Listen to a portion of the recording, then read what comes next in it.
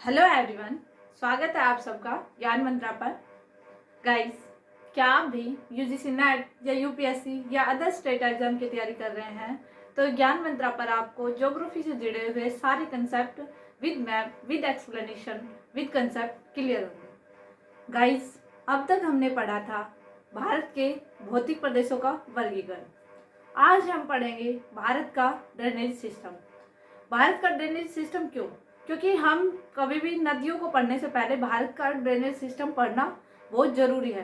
क्योंकि जब आपको ड्रेनेज सिस्टम समझ आएगा तो भारत की नदियों के बारे में आप मतलब कि 50% आप ऑलरेडी समझ चुके होंगे चीज़ों को। सो गाइस, आज की क्लास स्टार्ट करते हैं। अगर आपको क्लास अच्छी लगे तो क्लास को शेयर करना, लाइक करना, सब्सक्राइब करना आपकी मर्जी है। सो गाइस, आज की क्लास स्टार्ट करते हैं।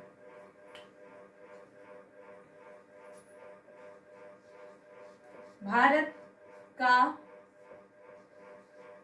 अपवाह भारत का अपवाह तंत्र। भारत का अपवाह तंत्र। अपवाह तंत्र के अंदर हम पढ़ेंगे अपवाह क्या होता है, अपवाह तंत्र क्या होता है, अपवाह बेसिन क्या होता है, अपवाह क्षेत्र क्या होता है। ये चारों चीजें आपको अलग अलग टाइप्स में, अलग अलग मतलब वे में बार बार क्वेश्चन के अंदर पूछा जाता है। तो इनके बारे में डिफरेंस करना आपको जरूरी है। ये चारों आपको समझ आ गए तो फिर इससे बाद में कंप्लीट क्लास अच्छे से समझ जाएगी। सो गाइस, स्टार्ट करते हैं। अपवाह क्या होता है? अपवाह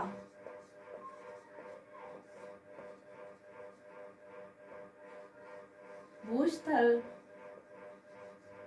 या धरातल पर ढाल जल का ढाल के अनुरूप या किसी निश्चित दिशा में बहना, उसकी कोई एक दिशा हो, निश्चित दिशा में बहना अपवाह कहलाता है।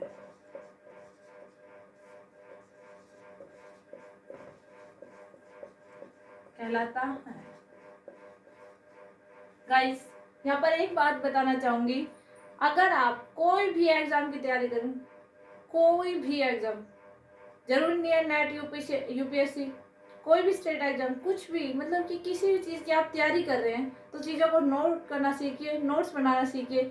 जब आप ये चीज़ें सीख जाएंगे, नोट्स प्रिपेयर करना सीख जाएंगे तो एग्ज़ाम अपने आप क्वालिफाई होगा। सो गाइस, चीज़ों को नोट कीजिए, उनके अंदर मतलब जो चीज़ समझ नहीं आती उन डाउट्स को क्लियर कीजिए, अपने आप एग्जाम्स के अंदर आपको अच्छे स्कोर मिले। तो यहाँ पे मैंने बोला अपवाह क्या होता है? भूस्थल या धरातल पर जल का ढाल के अनुरूप या किसी निश्चित दिशा में बहना अपवाह कहलाता है। गाइस, अगर मैं एग्जाम्पल दूं तो आपको पता होगा, बारिश के टाइम में जब पानी अपने ढाल के अनुसार बहता है तो उसको हम क्या कहेंगे? अपवाह। तो अपवाह तंत्र क्या होता है?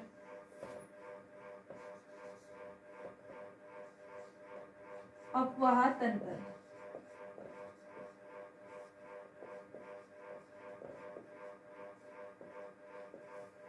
जब कभी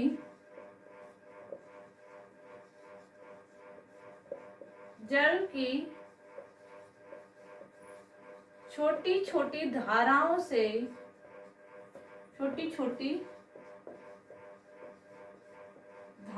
से बड़ी धारा या नदी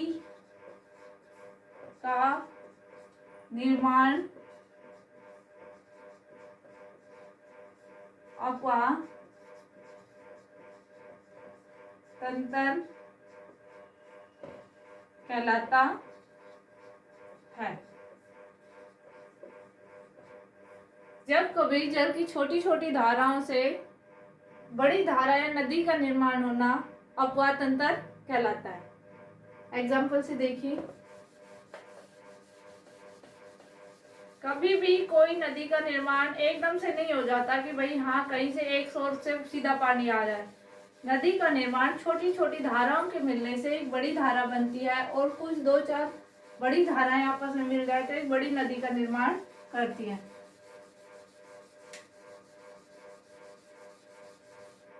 देखिए, ये है भागीरथी, ये है अलकनंदा, ये दो धाराएं हैं छोटी नदी, ये आकर देवप्रयाग में मिलती है और गंगा का निर्माण करती है। इससे पहले भी इनके अंदर छोटी छोटी धाराएं आकर मिलती हैं, जिससे इन छोटी नदियों का निर्माण होता है। तो इसी सिस्टम को हम कहेंगे ड्रेनेज सिस्टम या अपवाह तंत्र। गाइस, आशा करती हूँ अपवाह और अपवाह तंत्र आपको समझ आया होगा। फिर भी आपको कहीं भी कोई डाउट हो तो कमेंट सेक्शन में आप बोल दिया करो। कहीं भी आपको समझने में दिक्कत हो, आपकी हर प्रॉब्लम सोल्व की जाएगी। सो गाइस, अब हम आगे देख लेते हैं अपवाह बेसिन क्या होता है। और अपवाह, काफी बच्चों को डाउट रहता है इस टॉपिक में, बार बार पढ़ने के बाद भी समझ नहीं आता है, लेकिन यहाँ पर मैं बहुत इजीली वे में समझाने की कोशिश कर रही हूँ। बहुत इजीली डेफिनेशन जो एक बार देखने मात्र से आपको याद रह जाएंगे। और जब चीजों को आप विद कंसेप्ट पढ़ लेते हैं तो उसके बाद भूलने का तो कोई चक्कर ही नहीं रहता। क्या अपवाह बेसिन क्या होता है? अपवाह बेसिन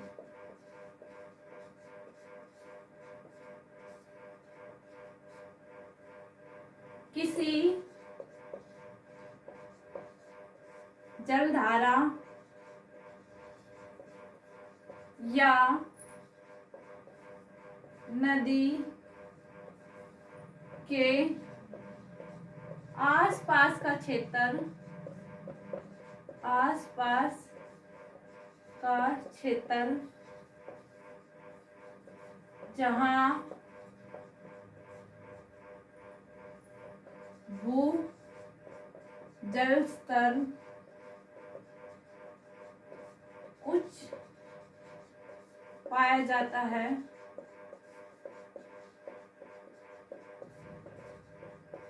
उसे अपवाह बेसिन कहते हैं।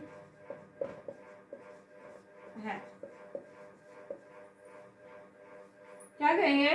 किसी भी जलधारा का एग्जाम्पल से देखिए, ये है कोई रिवर, लाइक कोई भी रिवर, इसके आसपास का ये एरिया है, तो आपको पता होगा नदी के आसपास के जो भी क्षेत्र होता है, जो भी एरिया होता है, उस पे उच्च भूजल स्तर पाया जाता है, यानी कि पानी बहुत ऊंचाई पर होता है। आप थोड़ा सा खोदेंगे और पानी निकल आएगा, तो इसी क्षेत्र को हम कहेंगे अपवाह बेसिन। अपवाह बेसिन, अपवाह बेसिन समझ आया? अब हम देख लेते हैं अपवाह क्षेत्र। उसके बाद हम अपवाह तंत्र को डिवाइड करेंगे। उसके दो टाइप्स हैं, फिर उनके सब टाइप्स हैं, उनको विद कंसेप्ट एक्सप्लेन करेंगे। तो गाइस, बने रहिए, क्लास को एंड तक देखना। क्लास पूरी होते होते आपको ये अच्छे से समझ आ जाएगा। और इसके बाद अगर टाइम रहा तो इसके जो अपवाह प्रतिरूप होते हैं वो भी इसी क्लास में फिनिश करवा देंगे। उसके बाद ये टॉपिक खत्म। अपवाह क्षेत्र,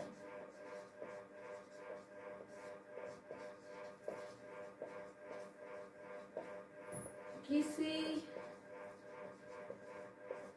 भी भूभाग पर जल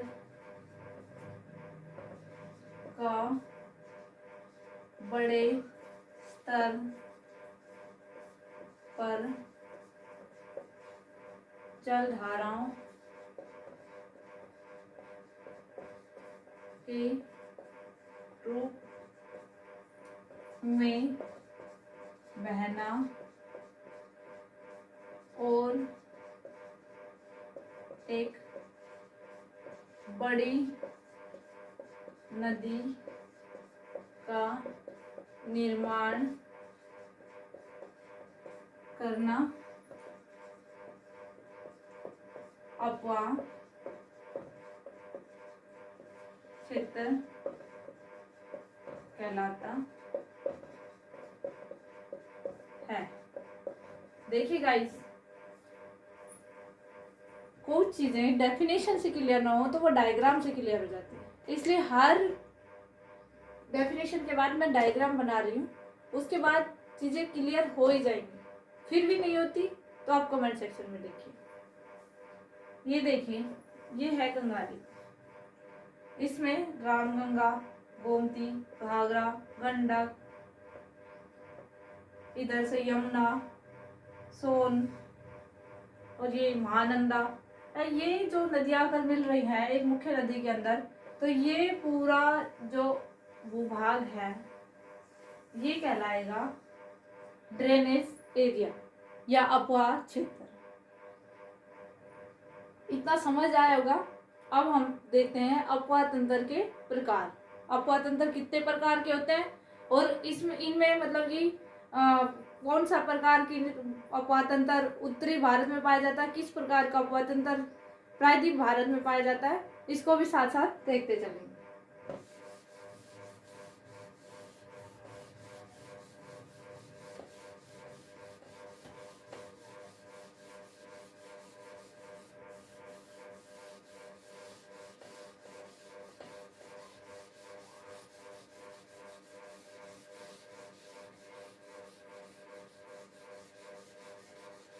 अपवाह तंत्र के दो टाइप्स हैं।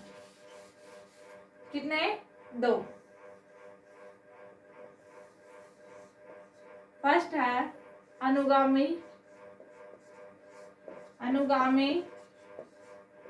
या अनुवर्ती तंत्र,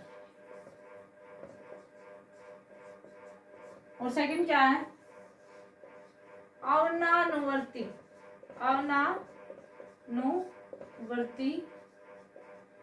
तंत्र। अनुवर्ती और अवनावर्ती तंत्र में डिफरेंस बताऊंगी, इससे पहले हम इसके सब पार्ट देख लेते हैं, फिर उसके बाद इनको सबको एक साथ एक्सप्लेन कर लेंगे। इसके हैं 4 सब पार्ट्स: अनुवर्ती,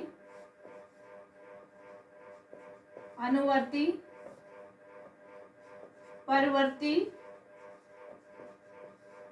अनुवर्ती नदी, परवर्ती नदी, नवनानुवर्ती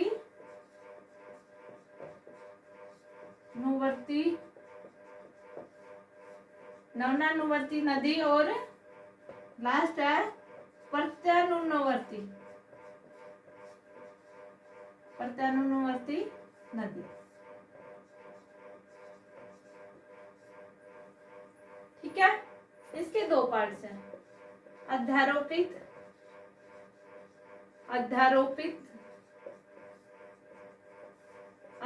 नदी, और ये है पूर्वगामी नदी। इतना नोट आउट कर लिया। अब इनको हम एक्सप्लेन कर लेते हैं।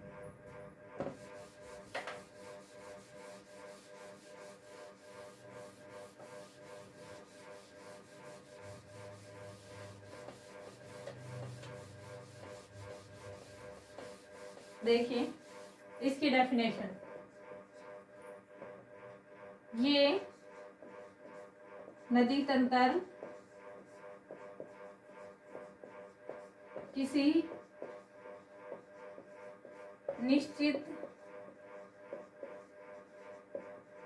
निश्चित ढाल का अनुसरण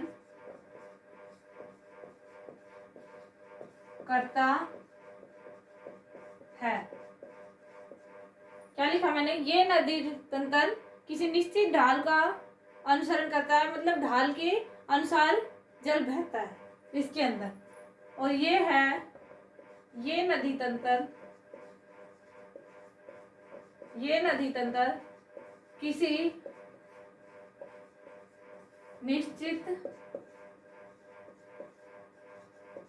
निश्चित ढाल का अनुसरण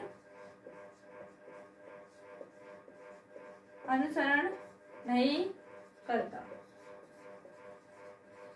अब समझ आया इन दोनों के बीच डिफरेंस? फॉर एग्जाम्पल, प्रायद्वीपीय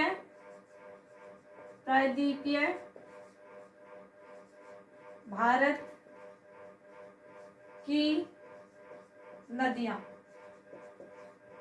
एग्जाम के अंदर क्वेश्चन पूछा गया है, अनानुवर्ती नदियां कहाँ पाई जाती हैं? प्रायद्वीप भारत में या नॉर्थ इंडिया में या उत्तरी भारत के अंदर?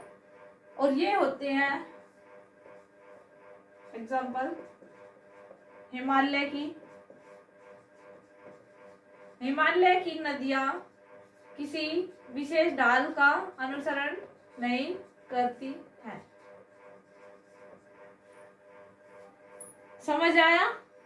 अनुवर्ती और अनानुवर्ती नदियां क्या होती हैं। अब अनुवर्ती नदी के जो सब पार्ट्स थे उनको हम देख लेते हैं, उसके बाद अनानुवर्ती नदी तंत्र का देख लेंगे। जब आप नदियां पढ़ोगे तब आपको ये चीजें समझने की जरूरत नहीं रहेगी। और जैसा कि मैंने बताया है, ज्ञान मंत्रा पर आपको चीजें विद कंसेप्ट मिलेगी, कुछ भी मतलब कि छूटेगा नहीं, मोटा मोटा नहीं पढ़ना। अगर आपको आज के टाइम में एग्जाम क्रैक करना है तो आपको बिल्कुल कंसेप्ट से, जीरो से पढ़ना होगा।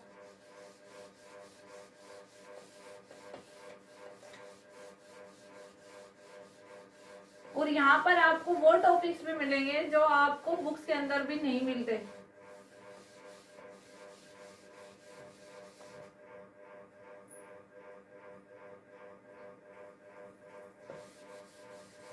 क्या थे? अनुवर्ती नदी के टाइप्स, अनुवर्ती, परवर्ती, नवनानुवर्ती और प्रत्यानुवर्ती, ये 4 नदी टाइप्स है, इनके देख लेते हैं विद डायग्राम। फर्स्ट है अनुवर्ती नदी।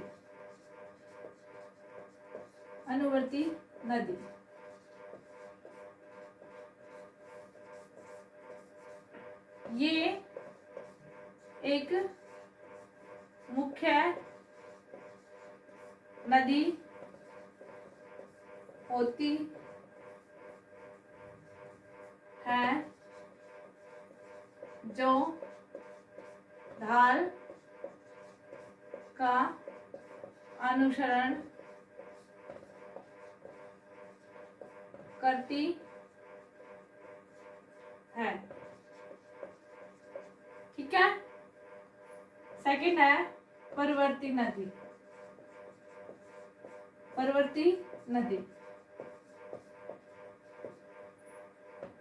ये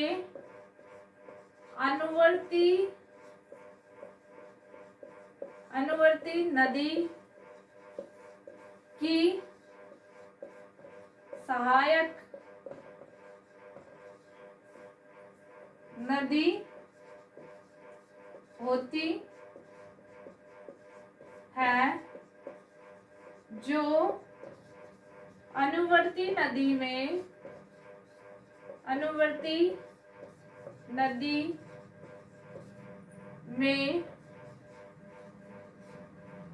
समकोण पर मिलती है। इस चीज पर ध्यान देना, समकोण पर मिलती है।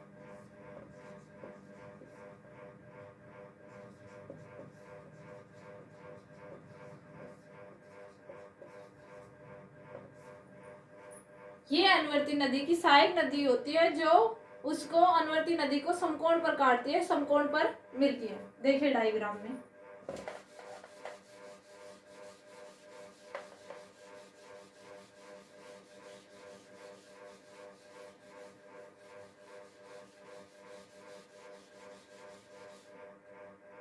प्रायद्वीप भारत में ऐसी नदियां पाई जाती हैं, तो प्रायद्वीप भारत की नदियों का एग्जाम्पल लेंगे। ये है गोदावरी नदी। कौन सी? गोदावरी, जो महाबलेश्वर से जाकर बंगाल की खाड़ी में गिरती है, डेल्टा का निर्माण करती है। और इसमें एक नदी आकर मिल रही है इंद्रावती,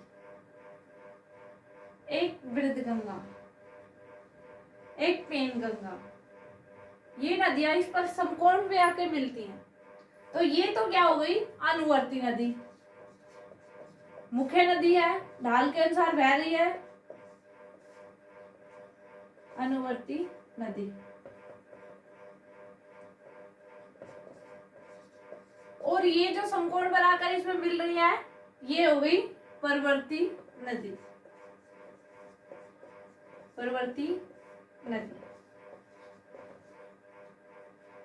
अनुगामी तंत्र की ये दो सब टाइप्स समझ आए होंगे।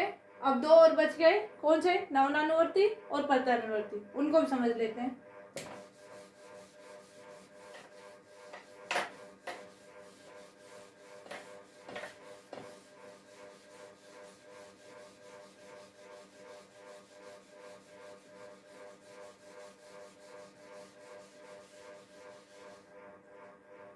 नवनानुवर्ती। नवनानुवर्ती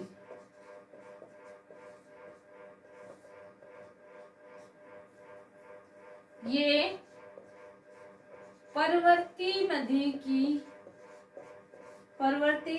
की सहायक नदी होती है। ये परवर्ती नदी की सहायक नदी होती है, जो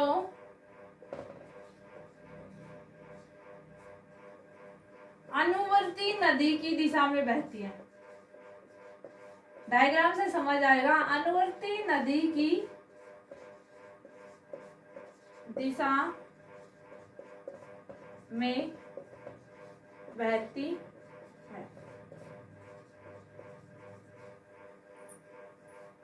नेक्स्ट, ये था थर्ड और ये है फोर्थ, प्रत्यानुवर्ती। प्रत्यानुवर्ती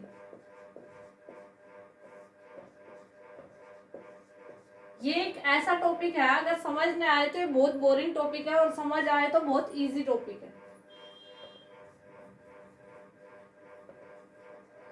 प्रत्यानुवर्ती नदी ये भी परवर्ती नदी की सहायक नदी होती है। इस वर्ड्स पर यहाँ पे भी ध्यान देना, और इसमें भी आएगा। ये परवर्ती नदी की सहायक नदी होती है, जो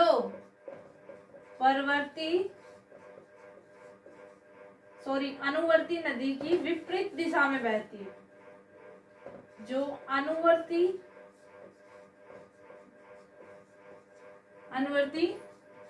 नदी की विपरीत दिशा में बहती है।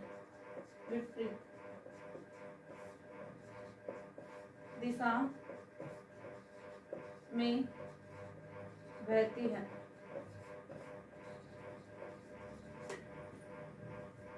आशा करती हूँ ये डेफिनेशन समझ नहीं आएंगे। जिसको डेफिनेशन समझ आई होंगी, और डेफिनेशन से जिसको समझ नहीं आया वो अब डायग्राम से समझ जाएगा।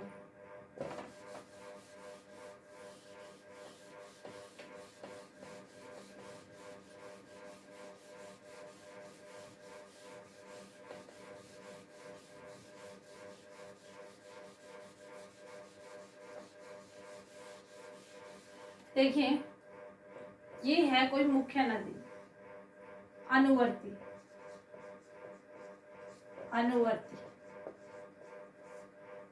नदी, और इसमें आकर मिलेगी समकोण पर, उसको क्या कहेंगे हम? परवर्ती। इतना हमने क्लियर कर लिया था, परवर्ती नदी। ठीक है, आगे क्या था, नवनानुवर्ती। ये नदी कैसे बह रही है, ऐसे बह रही है, ढाल के अनुरूप। ये है इसकी अपवाह दिशा, और ये बह रही है ऐसे, परवर्ती नदी इसमें आकर मिली ऐसे। इतना क्लियर। आप देखिए, नवनानुवर्ती नदी वो नदी जो परवर्ती नदी की तो सहायक है और अनुवर्ती नदी की दिशा में बह रही है। कैसे, दिशा में ऐसे, ऐसे। ये भी, इसकी भी यही दिशा है और इसकी भी यही दिशा है, और जाके परवर्ती नदी की सहायक नदी है। तो ये क्या हो गई, नवनानुवर्ती, नवनानुवर्ती।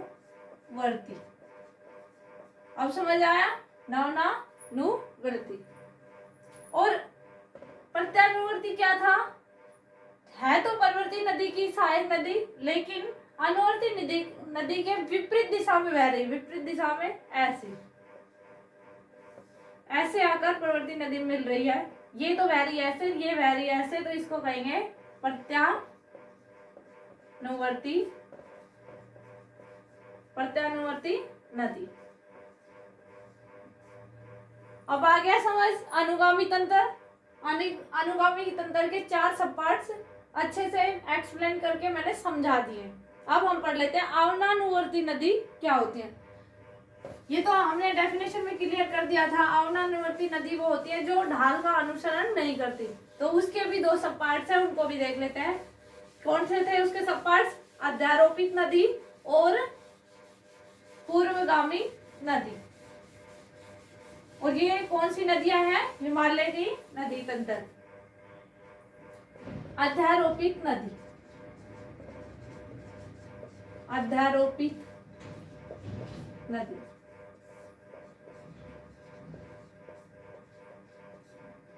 ये किसी मुख्य नदी पर रोपित या सहायक नदी होती है।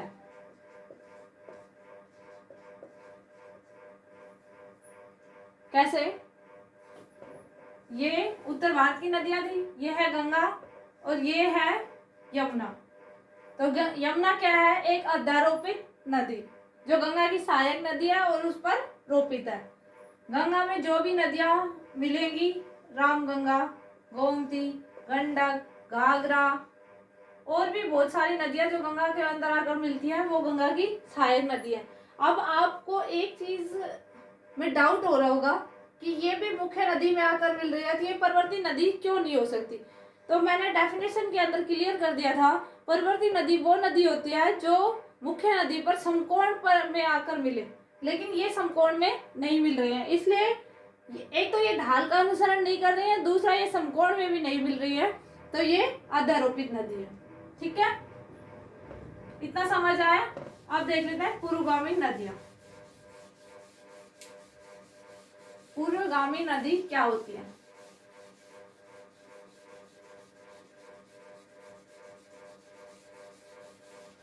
पूर्वगामी नदी, पूर्वगामी नदी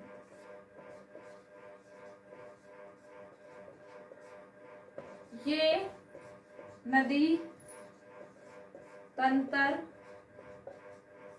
जिस पर धरातल के स्वरूप वह किसी चट्टान के स्वरूप का कोई प्रभाव नहीं पड़ता। मतलब युगों युगों से वो उसी ही दिशा में बह रही है, जो आज बह रही है, वर्तमान समय में बह रही है, और वो ढाल का अनुसरण नहीं करती कि जहाँ ढाल है उधर बह रही, वो मतलब कि काफी टाइम पहले से बह रही है वैसे ही आज भी बह रही है, तो वो है पुरोगामी नदी। फॉर एग्जाम्पल हिमालय की नदियां, हिमालय की सिंधु नदी, गंगा नदी, ब्रह्मपुत्र नदी, जो भी बड़ी बड़ी नदी हैं वो पुरोगामी नदियां हैं। सिंधु नदी,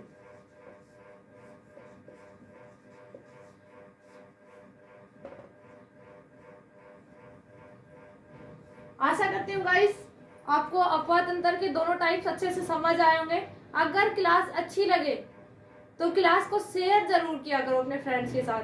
अगर आपको कहीं समझ नहीं आ रहा है तो वो डाउट्स अपने कमेंट सेक्शन में लिखा करो। और क्या है कि आपके ये सब्सक्राइब करने से मुझे थोड़ा सा मोटिवेशन मिलता है कि हाँ मैं थोड़ा अच्छा पढ़ा रही हूँ। इसी बेस पर अगर आपको लग रहा है कि क्लास अच्छी है तो क्लास को सब्सक्राइब करें, सब्सक्राइबर बने।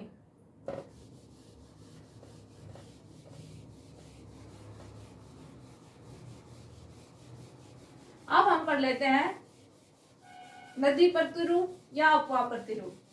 इसको डायग्राम से ही क्लियर हो जाएगा, डेफिनेशन लिखने की जरूरत नहीं है। अगर आपको डायग्राम समझ में आ गया तो फिर इस टॉपिक को हम अच्छे से क्लियर हो जाएगा। क्या है अपवाह प्रतिरूप? अपवाह प्रतिरूप कभी कभार इससे रिलेटेड क्वेश्चन पूछ लेते हैं, तो सारी चीजें समझ होनी चाहिए।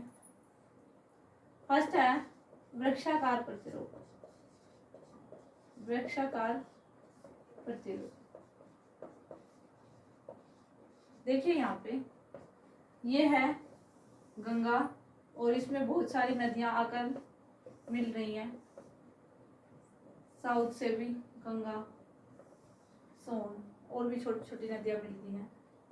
तो ये डायग्राम कैसा हो गया? एक वृक्ष की शाखा के आकार का हो गया, तो इसी को हम वृक्षाकार प्रतिरूप कहेंगे। सेकंड है जालीनुमा प्रतिरूप। जालीनुमा प्रतिरूप, और ये प्रतिरूप कहाँ देखने को मिलेगा? प्रायद्वीपीय भारत में। ये मुख्य नदी है और इसमें समकोण पर आकर नदियां मिल रही हैं, ऐसे भी और ऐसे भी। ये एक जाली के टाइप का प्रतिरूप हो गया और ये हो गया जालीनुमा प्रतिरूप।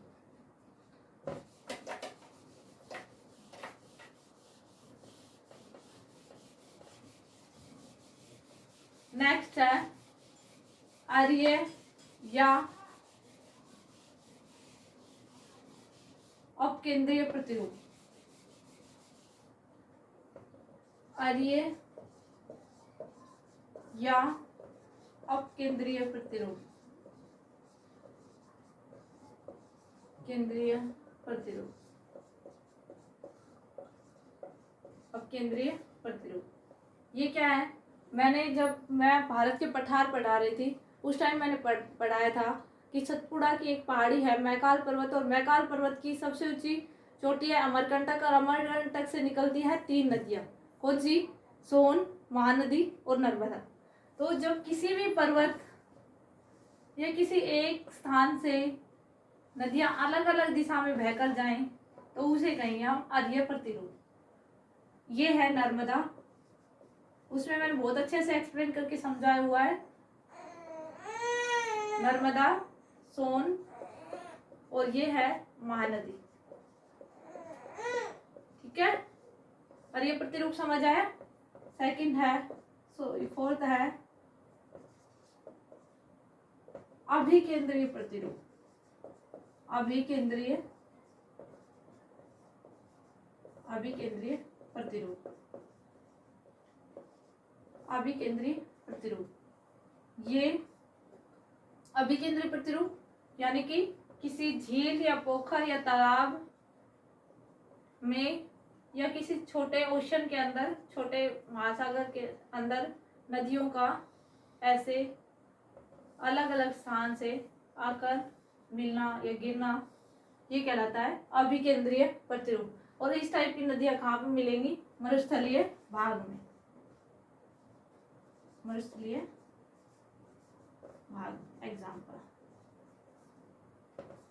इस टाइप की नदियाँ मिलेंगी। सो गाइस, आशा करती हूँ आज की क्लास आपको समझ में आई होगी। अगर क्लास समझ आई हो तो क्लास को ज़्यादा से ज़्यादा शेयर करें, ठीक है। और अगर आप किसी पेपर की प्रिपरेशन कर रहे हैं तो उसको ईमानदारी से पढ़ना सीखिए। अगर आप ईमानदारी से पढ़ना सीख गए तो कोई एग्ज़ाम ऐसा नहीं है जो क्वालिफाई ना हो। तो इसलिए चीज़ों को कंसेप्ट से समझना सीखिए। कंटिन्यू क्लासेस चाहिए तो ज्ञान मंत्रा को सब्सक्राइब कीजिए, अपनी नॉलेज को इंक्रीज कीजिए। Thank you.